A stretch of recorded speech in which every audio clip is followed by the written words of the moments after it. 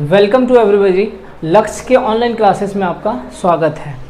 आज हम लोग देखेंगे डायमंड शेप पेंटोग्राफ के बारे में कि डायमंड शेप पेंटोग्राफ जो होता है क्या होता है और इसका यूज जो होता है पहले किया जाता था, अभी लेटेस्ट में ये डायमंड शेप पेंटोग्राफ यूज नहीं किया जाता है। ज़्यादा ऑलमोस्ट कह सकते हैं या अधिकांश जगह पे हमारा क्या होता है पेंटोग्राफ कलेक्टर यूज होता है, लेकिन उसमें भी कौन सा फैमिली टाइप पेंटोग्राफ। क्लियर?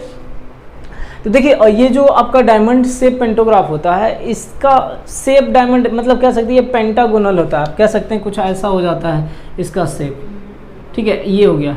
देखिए 1 2 3 4 और 5, ये टोटली ऐसा क्या होता है पेंटाग्राफ जो ये कहते हैं आपका पेंटागोनल शेप का होता है। और ये जो आपका आर्म है आपका, ये कुछ इस तरह से ही होता है ना, ये कुछ इस तरह से ही आर्म होता है। आप सबसे पहले ऐसा कीजिए कि आपको डायग्राम आपको दिख रहा होगा यहाँ डायग्राम पे, तो पहले आप देख लीजिए basic construction of diamond type pantograph is shown in the figure. इसका जो डायग्राम है आपको इस बोर्ड पे आपको दिख रहा होगा। आप गौर से देखिए कि डायग्राम क्या है, और यही डायग्राम आपको एग्जाम में भी बनाना है जो आपको ये बोर्ड पे दिख रहा है। क्लियर है? और इस डायग्राम को आप आराम से अपने नोटबुक में लिख लीजिए और पहले इस डायग्राम को अच्छे से देखिए कि क्या यह पेंटोग्राफ टाइप में मतलब पेंटागोनल शेप में दिख रहा है कि नहीं दिख रहा है। इसमें 4 आर्म अलग से बनाया हुआ है, उसके बारे में भी आप देखिएगा अच्छे से कि 4 आर्म है कि नहीं है। ठीक, जो हॉरिजॉन्टल आपका आर्म होगा, नीचे का जो आर्म है उसके बीच में 2 स्प्रिंग रखा हुआ है। देखिए डायग्राम में आपको टोटल दिख रहा होगा 2 स्प्रिंग रखा हुआ है, और वह जो स्प्रिंग है रिजिडिटी बनाने के लिए होता है। रिजिडिटी मतलब क्या होता है, बेंड करने के लिए, मोड़ने के लिए।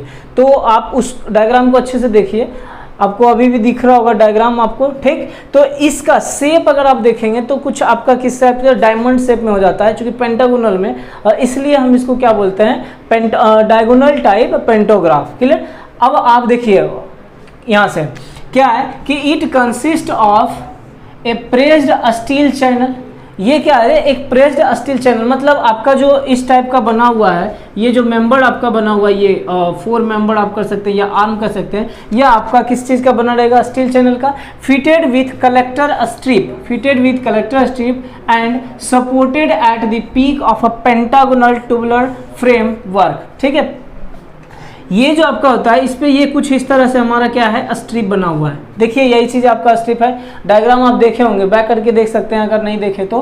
क्या होता है कि ये कलेक्टर स्ट्रिप रहता है, इसी को आप क्या बोल रहे हो कलेक्टर स्ट्रिप, और यह सपोर्ट रहता है कहाँ, एक peak of A pentagonal, peak of a pentagonal tubular frame work. ये जो आपका होता है ट्यूबुलर फॉर्म में होता है, लेकिन बना किस चीज़ का होता है, स्टील का होता है। ये आपका कुछ इस शेप में बना होगा और ये आपका क्या हो गया स्ट्रिप हो गया। क्लियर है यहाँ तक? ये आपका फिक्स रहता है इसमें, ये पेंटागोनल ट्यूबुलर फ्रेम पे, है ना। देखिए ये आपका हो गया एक पेंटागोनल, आपका दिख रहा होगा कुछ इस तरह से आपको दिखेगा डायग्राम में। देखिए अगर आप देखेंगे गौर से तो कुछ इस तरह का दिखेगा, 1 2 3 और 4 और ये 5 पेंटागोनल हो गया, और इसी के ऊपर में हमारा क्या रहेगा स्ट्रिप रखा हुआ रहेगा। आगे देखिए, the spring are mounted on horizontal shaft.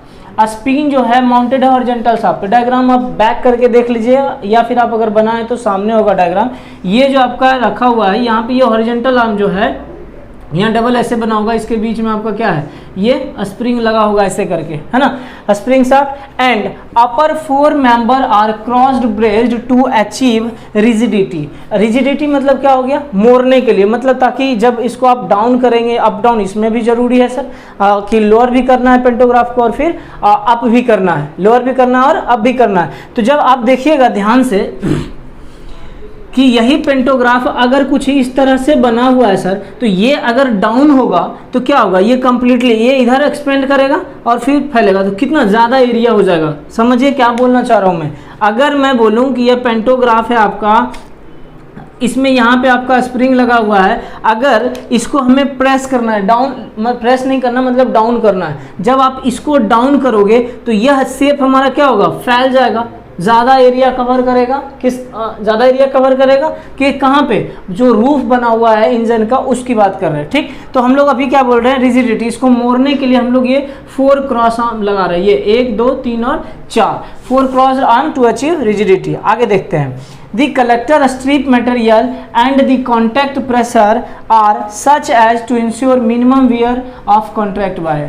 तो ये जो आपका स्ट्रिप है और स्ट्रिप और जो आपका ओवरहेड कंडक्टर होगा या ओवरहेड वायर होगा, OHE जो होगा ओवरहेड वायर, इस पेंटोग्राफ को इस तरह से एडजस्ट किया जाता है कि यह जो ओवरहेड वायर है उसके बीच में मिनिमम वियर हो, मतलब घिसाव कह सकते हैं, जो फ्रिक्शन के वजह से हमारा जो ये क्या होगा, फ्रिक्शन जब ज़्यादा होगा तो आप कह सकते हैं यहाँ पे ग्रूविंग होने के चांसेस बढ़ जाएंगे, डैमेज होने का चांस बढ़ेगा। तो इसको इस तरह से हम लोग करते हैं कि जो ओवरहेड वायर है उस पर कम वियर हो, कम घिसाव हो, ताकि हमारा ओवरहेड वायर जो है और डैमेज होने के चांसेस उसका कम रहे। आगे देखिए, collector material must have long life. जो कलेक्टर मटेरियल है उसका लाइफ क्या होना चाहिए, लॉन्ग होना चाहिए, ठीक है, ताकि मतलब ज़्यादा टाइम तक चल सके। And be capable of collecting high current without overheating. और क्या बोल रहा है कि इस और जो कलेक्टर है उसको कैपेबल होना चाहिए ज़्यादा से ज़्यादा करंट कलेक्ट करने के लिए बिना कोई ओवरहीटिंग का। ओवरहीटिंग बहुत बड़ा फैक्टर है सर, वो हमारे लॉसेस को बढ़ा देता है। ओवरहीटिंग होगा इस मीन्स रेसिस्टेंस ज़्यादा होगा, और रेसिस्टेंस ज़्यादा होगा तो लॉसेस भी हमारा क्या होगा, बढ़ जाएगा। तो इसलिए कहा जा रहा है कि जो हमारा कलेक्टर मटेरियल बना होगा उसको मतलब उसका लॉन्ग लाइफ होना चाहिए, और फिर कैपेबल होना चाहिए हाई करंट कलेक्टिंग, ज़्यादा से ज़्यादा करंट को कलेक्ट कर पाए बिना ओवरहीटिंग का, मतलब बिना किसी ओवरहीटिंग नहीं होना चाहिए जब यह करंट को कलेक्ट कर रहा होगा। तो आगे देखिए, carbon strips are used to obtain self lubricating skin. Carbon strip जो होता है यूज़ किया जाता है काय के लिए, मैंने आपको बताया होगा, जब पीछे क्लास में भी मैंने जिक्र किया होगा कि कार्बन जो होता है मतलब आप उसमें कह सकते हैं कि ग्रेफाइट यूज़ करते हैं। कार्बन हमारा का ही एक अपरूप है, कौन, ग्रेफाइट। और ग्रेफाइट में क्या होता है कि सेल्फ लुब्रिकेटिंग प्रॉपर्टी होता है। आप कभी उसको आप छू कर देखेंगे, जैसे पेंसिल जो होता है उसका जो आप नोखी कह सकते हैं, जो जिससे कि लिखते हैं हम लोग, तो उसको आप कभी उंगली से टच करके देखेंगे तो आपका जो उंगली होगा वो सॉफ्ट हो जाएगा, मतलब वहाँ पे क्या है देखेंगे कि स्लिप होना स्टार्ट हो जाएगा, मतलब वहाँ पे लुब्रिकेशन जैसा लगेगा, वहाँ पे कम फ्रिक्शन लगेगा, ज़्यादा फ्रिक्शन आपको नहीं मिलेगा जब आप ग्रेफाइट का यूज़ करेंगे या पेंसिल का नोक जब यूज़ करेंगे। तो वही काम यहाँ पे भी कहता है कि जो कार्बन स्ट्रिप होता है यूज किया जाता है obtain self lubricating skin on the conductor line. जो कंडक्टर लाइन होता है कह सकते हैं आप, इसके ऊपर जो होता है हम लोग कार्बन का लुब्रिकेशन कर देते हैं, ठीक, ताकि जब ओवरहेड वायर हो और ये जो आपका कलेक्टर शू हो उसके बीच में कम फ्रिक्शन हो। आगे देखिए, the drawback of this pantograph is that for a given vertical range it requires lot of roof area. जब हम इस टाइप का पेंटोग्राफ यूज करते हैं तो जो रूफ होता है, माउंटेड रूफ जिस पे कि ये माउंट रहता है, वहाँ पे एरिया को ये क्या करता है, ज़्यादा कवर करता है। कैसे हम बोल रहे हैं कि एरिया ज़्यादा कवर करता है, मान लीजिए कि ये कुछ इस तरह का पेंटोग्राफ आपका बना हुआ है। अब हम क्या करेंगे, इसको प्रेस करेंगे। इट मीन्स कि जब हम पेंटोग्राफ को वहाँ से एयर प्रेशर उसका रिलीज करेंगे तो यह पेंटोग्राफ लोअर होगा। अगर तो जब लोअर होगा हमारा पेंटोग्राफ तो ये क्या करेगा, एक्सपेंड करेगा। यहाँ पे आपका स्प्रिंग बना हुआ है, डायग्राम ऑलरेडी आप देख चुके हैं, नहीं अगर देखें तो बैक करके देख लीजिए, या फिर अगर डायग्राम बनाए हुए हैं कॉपी पे तो कॉपी पे देखिए, ठीक है। तो ये हमारा है, तो जब यह एक्सपेंड करेगा तो क्या करेगा, जब लोअर करेंगे इसको तो ये हमारा एक्सपेंड करेगा तो ज़्यादा एरिया कवर कर लेता है ये वाला। तो इससे बचने के लिए या ज़्यादा एरिया जो कवर करता है इसके जगह पर हम लोग क्या करते हैं, क्रॉस आर्म लगा देते हैं, ठीक है। ये कुछ इधर और ये कुछ इधर। अब देखिए जितना एरिया में ये रहेगा उतना ही एरिया में ये क्या करेगा, लोअर हो जाएगा। लेकिन जब आप यूज़ करते हैं ये, तो ये क्या करेगा, फैल जाता है सर, ठीक है। इसलिए ये जो होता है आपका डायमंड शेप पेंटोग्राफ, वो छत पे या रूफ जो होता है व्हीकल का, उस पे एरिया क्या करता है, ज़्यादा कवर करता है कंपैरिजन टू क्रॉस आर्म। तो इससे बचने के लिए या फिर इस डिसएडवांटेज को दूर करने के लिए हम लोग क्या लाए, क्रॉस आर्म पेंटोग्राफ। पहले आप इसको नोट कर लीजिए, फिर हम लोग देखते हैं कि क्रॉस आर्म पेंटोग्राफ क्या होता है। देखिए इसमें जो आपका प्रॉब्लम आ रहा था पेंटोग्राफ में कि हम लोग इस टाइप का पेंटोग्राफ बनाए थे, जब इसको आप लोअर कर रहे थे तो इसमें क्या हो रहा था कि ये ज़्यादा एरिया कवर कर रहा था। मान लीजिए ये ऐसे फैल के इधर आ जाएगा, ऐसा फैल के इधर आ जाएगा, समझ में आ रही बात ना। तो ये फैल के, तो ये हमारा क्या होगा, ज़्यादा एरिया करेगा, लगभग 70% एरिया ये क्या करता है, कवर कर लेता है माउंटेड रूफ का, समझ में आ रही है, और बचा हुआ पार्ट हमारा खाली रहता है। तो इस प्रॉब्लम से हम लोग दूर करने के लिए क्या किए, क्रॉस आर्म लगाए, है ना, क्रॉस्ड डायमंड शेप कह सकते हैं। अब आराम से आप बोर्ड पे देखिए, आपको एक कंप्लीट डायग्राम दिख रहा होगा किसका, क्रॉस आर्म का। अब उसको ध्यान से आप देखिए कि कैसा है, क्या उसमें आपका देखिए कि एक जो 4 आर्म बना हुआ है वह एक दूसरे को क्रॉस कर रहा है क्या, ध्यान से देखिए, आपको डायग्राम में दिख रहा होगा एक दूसरे को क्रॉस कर रहा है। जब आप उसको प्रेस करेंगे तो एज इट इज वह नीचे चला आएगा, फैलेगा नहीं। तो हमारा जो एरिया होता है, जो ज़्यादा कवर कर रहा था आपका डायमंड शेप में, वह एरिया क्या हो गया, यहाँ पे बच गया। देखिए डायग्राम देख लिए। अब देखते हैं, तो ये to overcome this difficulty we use cross armed diamond pantograph which occupies only 70% of area as compare to first type. अब देखिए, ये जो है हमारा पहले क्या था, जो पेंटोग्राफ था वो टोटल एरिया कवर कर ले रहा था। क्या हो गया था, जो डायमंड शेप का था वो हमारा टोटल एरिया कवर, ज़्यादा एरिया कवर कर ले रहा था। जब आपने क्या किया, क्रॉस आर्म किया, मतलब ये तो आपका पेंटोग्राफ का शेप बना है, इसको आप इधर कर दिए, इसको आप इधर कर दिए, तो ये जैसे प्रेस करेंगे नीचे आ जाएगा, है ना, जैसे ही प्रेस करेंगे ये बस नीचे आ जाएगा, इधर नहीं फैलेगा, इतना एरिया में ही क्या होगा, नीचे आ जाएगा। तो हमारा एरिया जो ज़्यादा कवर कर रहा था डायमंड शेप, उसको हम क्या किए, रिकवर कर दिए, मतलब उस डिसएडवांटेज को हम रेक्टिफाई कर दिए। किसके थ्रू, ये क्रॉस आर्म डायमंड शेप कह लीजिए पेंटोग्राफ के द्वारा, ठीक है। तो अब यह क्या करता है, मात्र 70% एरिया को क्या करता है, कवर करता है। कंपेयर, अब 70% किसका कंपेयर करेंगे, जब फर्स्ट टाइप का जो डायमंड टाइप आप यूज कर रहे थे उससे अगर आप कंपेरिजन करते हैं तो जितना एरिया वह कवर कर रहा था उसका मात्र 70% एरिया हमारा cross armed type pantograph cover कर रहा है, ठीक। Next, the air. अब आपको क्या बोले थे, वर्किंग प्रिंसिपल जो है फैमिली टाइप में ही होता है। इसमें भी हमारा एयर सिलेंडर होगा, इसमें भी थ्रॉटल होगा, इसमें भी रॉड होगा,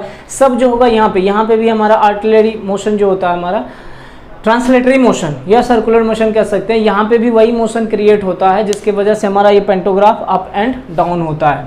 तो ध्यान दीजिएगा, the air cylinder and tensioning spring are mounted on the base और roof of the locomotive. Tensioning spring mount रहता है कहाँ पे, जो टेंस होगा कहाँ पे माउंट, एयर सिलेंडर और टेंशनिंग स्प्रिंग कहाँ माउंट रहेगा, ऑन द बेस या फिर रूफ ऑफ द लोकोमोटिव। जो लोकोमोटिव का रूफ रहेगा उसके, उसी को हम बेस भी बोल रहे हैं सर। तो वहाँ पे हमारा क्या है, सब कुछ माउंट किया हुआ रहेगा।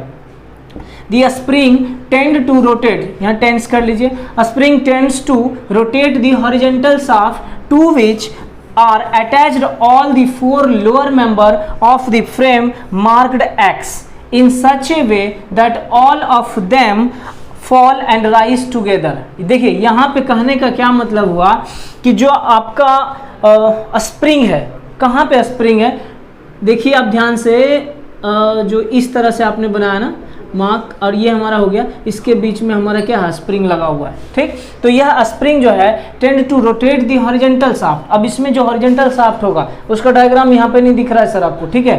हॉरिजॉन्टल शाफ्ट होगा जो उसका जो होगा 4 मेंबर, मतलब ये 1 2 3 4, ये चारों मेंबर उसी स्प्रिंग से कनेक्टेड होगा ताकि एक साथ ऊपर जाए और एक साथ नीचे आए। समझ में आ रही बात, यही चीज यहाँ पे कह रहा है। फिर से आप देख लीजिए, spring tends to rotate the horizontal shaft. इसमें जो हॉरिजॉन्टल शाफ्ट होगा उसको रोटेट करने के लिए क्या होगा, यहाँ पे स्प्रिंग यूज कर रहे हैं, to which are attached all the 4 lower member of the frame marked X. देखिए यहाँ पे ये एक्स टाइप का दिख रहा है क्या, अगर ये नहीं रहे तो ये क्या हो गया, एक्स टाइप। इस टाइप से हमारा वो दिखेगा, इन सच ए वे, इस प्रकार से, that all of them fall and rise together। यह एक साथ क्या हो, ऊपर हो और एक साथ नीचे हो। समझ में आ रही बात। तो ये हमारा हो गया किसका, वर्किंग सिर्फ पेंटोग्राफ, जो कि आपका डायमंड टाइप पेंटोग्राफ हो गया, या फिर इसके जगह पे आप क्रॉस टाइप पेंटोग्राफ। एक बार मैं कंक्लूड कर देता हूँ, वर्किंग प्रिंसिपल जो होता है आपका डायमंड टाइप का, वह सेम होता है किसका, फैमिली टाइप का ही। यहाँ पे चेंजेस के नाम पे क्या आता है कि हम लोग जो है डायमंड पेंटागोनल शेप का यूज करते हैं पेंटोग्राफ। हालांकि यह अभी यूज नहीं हो रहा है, कुछ डायग्राम में आपको दिखाऊंगा, या बीच में आप देखे भी होंगे या पहले भी आप देखें ऑलरेडी, फर्स्ट में स्टार्टिंग में ही मैंने आपको डायग्राम दिखाया है कैसा होता है। तो वह पेंटागोनल शेप का बना होता है, जिसकी वजह से हम उसको क्या बोलते हैं, क्या बोलते हैं बताइए जल्दी से, डायमंड टाइप पेंटोग्राफ। तो डायमंड, अब उसका क्या था डिसएडवांटेज था कि वह एरिया जो है ज़्यादा कवर करता था। प्रॉब्लम एक यही था, ज़्यादा एरिया कवर करता था, जो माउंटेड था आपका रूफ जो था ट्रेन का, वह उस पे आपका ज़्यादा एरिया कवर करता था। उसको रेक्टिफाई करने के लिए या उसको दूर करने के लिए हम लोग क्या लाए, क्रॉस आर्म। अब इस क्रॉस आर्म जो लाए वह एक्स मार्क का बना हुआ होता है, एक्स मार्क का जो बना हुआ रहेगा, तो इसके वजह से जब, और ये जो स्प्रिंग बना होता है, इसके वजह से जब हमारा जो पेंटोग्राफ है लोअर होगा या फिर अप होगा, वह एक साथ होगा और वह नीचे आएगा। तो कहने का ये मतलब हुआ कि यह जो है मात्र 70% एरिया कवर करता है comparison to diamond type shape का। बाकी इसका rest of working principle same होता है, किसके जैसा, फैमिली टाइप पेंटोग्राफ के जैसा। अब देखिए कुछ मेथड्स है जिसके बारे में आपको पढ़ना नहीं है सर इस सेमेस्टर में, जब आप हायर स्टडी के लिए जाएंगे तो वहाँ पे आप पढ़िएगा, या फिर नेक्स्ट सेमेस्टर में ट्रैक्शन 2 है तो उसमें आपको पढ़ने को मिलेगा कि कैसे कैसे कितने सारे मेथड होते हैं जो आपका आर्म होता है या फिर पेंटोग्राफ को ऊपर करने का या लोअर करने का। Method of rising and lowering pantograph, कौन कौन से मेथड होते हैं पेंटोग्राफ को राइज करने के लिए और लोअर करने के लिए, नीचे करने के लिए। पेंटोग्राफ में बी राइज और lowered from cabin by any of the following. देखिए यहाँ पे जो आपका पेंटोग्राफ को राइज किया जाएगा या फिर लोअर किया जाएगा वह कहाँ से ऑपरेट होगा सर, केबिन से ऑपरेट होगा। ऐसा नहीं कि बाहर से हम कहीं ऑपरेट कर रहे हैं या स्टेशन से कहीं ऑपरेट कर रहे हैं, ऐसा नहीं है। हम लोग जो ट्रैक होगा, इंजन जो होगा, इंजन के केबिन से हम लोग क्या करेंगे, उसको ऑपरेट करेंगे। क्लियर है। आगे देखिएगा कि ये जनरली 3 टाइप का होता है, एयर राइज्ड ग्रेविटी लोअर्ड, उसके बाद air राइज्ड spring lowered, spring राइज्ड air lowered. देखिए ये दोनों तो आप समझ रहे होंगे, यहाँ पे एक ग्रेविटी का आता है सीन, तो इसमें कह सकते हैं कि एयर राइज, जब आप एयर देंगे और ग्रेविटी से कंट्रोल, ग्रेविटी को भी कंट्रोल करेंगे। यहाँ पे जो आपका कह सकते हैं, पढ़े होंगे सर गुरुत्वाकर्षण में, ग्रेविटेशनल जिसमें, उसकी बात मैं कर रहा हूँ। यहाँ ग्रेविटी को यूज करके हम लोग क्या करते हैं, लोअर करने का यूज, मतलब लोअर करने में इस्तेमाल करते हैं। हालांकि पढ़ना नहीं है सर, पढ़ेंगे हम लोग हायर स्टडी में, जब जाइएगा तब आप पढ़िएगा। इसमें एयर राइज्ड स्प्रिंग लोअर्ड, जब एयर देंगे आपको, मतलब एयर को बढ़ाएंगे और स्प्रिंग को लोअर करेंगे, तो इस तरह से हम ऑपरेट कर सकते हैं। और नेक्स्ट आता है स्प्रिंग राइज्ड और एयर लोअर्ड, तो यहाँ पे स्प्रिंग को हम राइज करेंगे और एयर को क्या करेंगे, कम करेंगे। तो आप कह सकते हैं इस तरह से हम लोग पेंटोग्राफ को ऑपरेट करते हैं। याद रखिएगा, मेथड आपको एग्जाम में भी नहीं पूछेगा और इसके बारे में तो लिखना नहीं है सर आपको, ठीक है। बस आपको लिस्ट दिया हुआ था कि क्या मेथड होते हैं, उसको आप लिस्ट कीजिए।